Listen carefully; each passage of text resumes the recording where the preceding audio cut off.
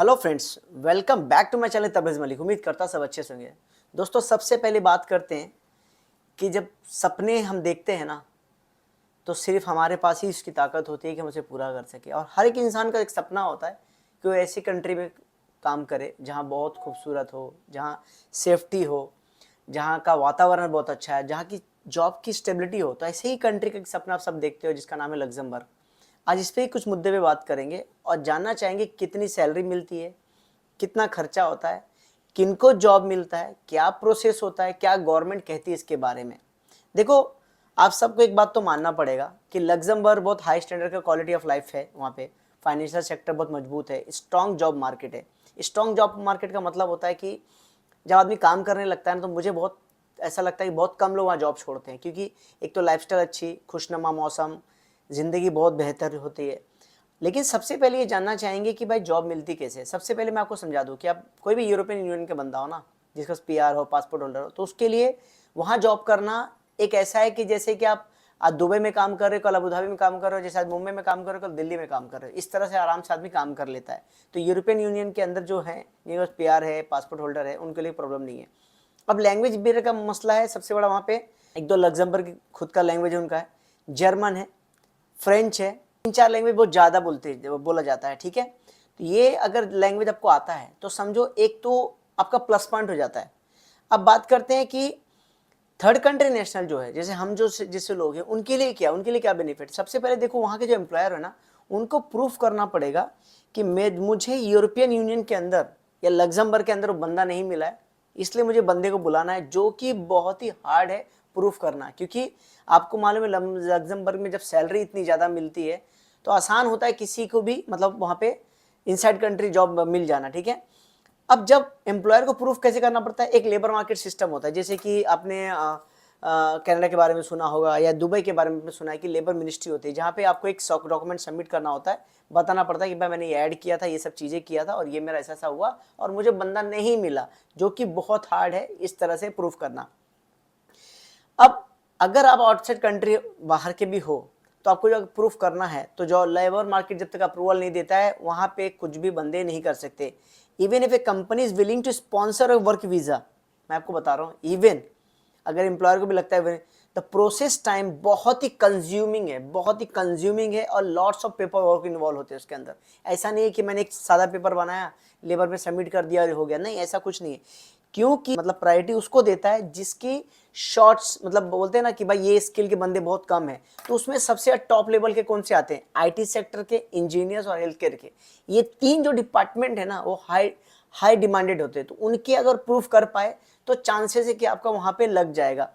इसका मतलब ऐसा नहीं कि आप काम नहीं कर सकते हो वहाँ पे, ऐसा नहीं, मैं ऐसा कभी नहीं बोल रहा हूँ कि आप मतलब अगर इंडिया से हो, पाकिस्तान से हो, बांग्लादेश से, नेपाल से आप नहीं कर सकते हो, ऐसा नहीं। लेकिन आपको कुछ चीज़ों पे काम करना पड़ेगा, कुछ चीज़ें ऐसी जिस पे काम करना पड़ेगा। जैसे कि आपको फोकस करना पड़ेगा आपके स्किल पे, आपको फोकस करना पड़ेगा आपके स्किल पे। भाई आपका स्किल क्या है, आप किस स्किल से आते हो, ठीक है। आपका नेटवर्क आपको बनाना पड़ेगा, गैदरिंग करना पड़ेगा, एम्प्लॉयर का डिटेल लेना पड़ेगा, वहाँ पे कंसल्टेंसी से या रिक्रूट एजेंसी से कांटेक्ट करना पड़ेगा, ये सब करना पड़ेगा। उसके बाद या तो आप फोकस करो कि भाई मैं स्टूडेंट वीज़ा पे जाऊँ, या जर्मन जाऊँ, लग्जमबर्ग जाऊँ, कहीं भी जाऊँ, और फिर मैं वर्किंग वीज़ा पे वहाँ पे काम करूँ पार्ट टाइम करके। तो आपको ये तीन चीज़ें हैं, अगर आपको वहाँ जाना ही है, तीन चीज़ें हैं, ठीक है।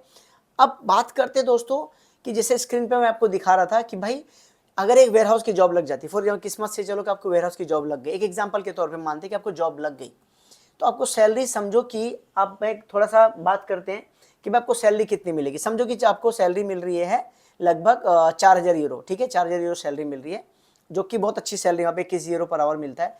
लेकिन ये आपको लिस्ट भेजता हूँ एग्जाम्पल कि आपकी सैलरी मंथली 3,700 है, तो क्या कटेगा, कितना कटेगा, नहीं कटेगा करके आपको मिल रहा है हाथ में 3,000 रुपया, समझ लो, ठीक है। उसके बाद दोस्तों बात करते हैं कि भाई जो लोग बोलते हैं ना कि बहुत आसान है, वहाँ पे रूम का बेड स्पेस भी अगर लोगे, क्योंकि अपना वहाँ बंकर बेड सिस्टम तो है नहीं, तो आपको रूम लेना पड़ेगा, एक सिंगल मतलब रूम लेगा अटैच बाथरूम वाला, तो भी 1,000 यूरो आपको पर मंथ आपको देना पड़ेगा, ठीक है।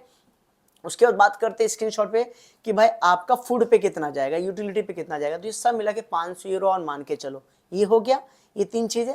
तो अभी देख, हाउसिंग में आपको समझ, एक चीज़ हाउसिंग के बारे में समझा सकता हूँ कि अगर 1 बेडरूम अपार्टमेंट लेते हो सिटी सेंटर के अंदर, तो 1,200 लेके 2,000 यूरो तक का है। और आउटसाइड सिटी सेंटर लेते हो तो 900 से लेकर 1500 यूरो तक का, जो कि मैंने आपको बताया था। यूटिलिटी जो मैंने 500 यूरो बोला, इसमें से खाना पीना रहना पीना, इलेक्ट्रिसिटी का 250 रुपया, हीटिंग वीटिंग सब मिला के, गार्बेज सब मिला के आपको 500 रुपया खाने के साथ मिल जाता है। मिसलेनियस 100-200 मान के चलो, तो अगर 4000 आपको सैलरी है दोस्तों, तो समझो 1000 रुपया टैक्स चला गया, 1000 रुपया रेंट चला गया, 500 मिसलेनियस, तो आपको कितना बचा दोस्तों? आप खुद जोड़ लो, आपको क्या बचा? 1500 यूरो आपको बचा, 1500 यूरो आपको बचा, और वो भी एक डिफरेंट लाइफ में। अब मैं सबसे बड़ी इंपॉर्टेंट बात बताने जा रहा हूँ कि भाई देखो, गवर्नमेंट यहाँ पे स्क्रीनशॉट में देखो, गवर्नमेंट लग्जमबर्ग के गवर्नमेंट ने खुद बोला है अबू धाबी के कि ई वीजा फ्रॉड बहुत ज्यादा चल रहा है।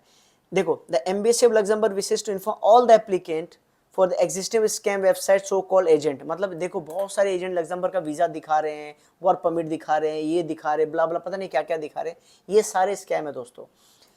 मैं कोशिश करूंगा नेक्स्ट वीक का एक बंदों को मैं लाइव लूंगा, जहाँ जो पोर्चुगल में, जिसने खुद उसके टीम ने ट्राई किया जाके लग्जमबर्ग की जॉब खोजने के लिए। बीच में हमारे एक यूट्यूबर भाई ने बताया कि हमारे कुछ टीम के मेंबर वहाँ पे गए थे। देखो दोस्तों, वहाँ पे लग्जमबर्ग में जॉब इतना आसान नहीं है। लग्जमबर्ग एक बहुत छोटी सी कंट्री है, स्विट्जरलैंड बहुत बड़ा है, उससे एक छोटी सी कंट्री आपको क्यों ऑफर करेगी एक इंडिया से? क्योंकि इतना लॉट्स ऑफ हार्ड वर्क है दोस्तों, पेपर वर्क है दोस्तों, और इतना प्रोसेस लेंदी है कि मतलब गवर्नमेंट को इसमें इन्वॉल्व, एम्प्लॉयर इसमें इन्वॉल्व होना ही नहीं है, वो इतना सरदर्दी नहीं पालना चाहते। तो मेरा ये कहना दोस्तों कि ऐसा कोई जॉब नहीं है इस वक्त। अगर हाँ आप एक्सपर्ट हो ना, कि भाई आईटी के हो, नर्सिंग के हो, इंजीनियर्स हो, तो आपका चांस है कि आपका लग जाए। और जब लगेगा भी ना दोस्तों, तो हाई सैलरी 6000 यूरो, क्योंकि वहाँ पे टैक्सेशन सिस्टम आपको समझा दूं कि 10% तो बहुत छोटे लोग का चालू होता है। एग्जाम्पल के तौर पे 20% लेके 50% और टैक्सेशन है, तो उस हिसाब से ही वहाँ सैलरी मिलती है। अगर आपको समझो 10,000 मिल रहा है, तो उस हिसाब से आपका कटिंग भी होने वाला है। तो एक बीच में यूट्यूबर ने वीडियोस बनाए थे, काफ़ी मुझे अच्छा लगा, मैं अप्रिशिएट करता हूँ ऐसे यूट्यूबर को जो खुल के सामने आते हैं। मैं भी इसलिए सामने आया दोस्तों, ऐसा नहीं है, इतना आसान नहीं है लग्जमबर्ग जितना आप सोचते हो। तो प्लीज़ थोड़ा सा ध्यान देके चीज़ों को समझिए कि क्या है वेयर हाउस का काम, क्या है क्लीनिंग का काम।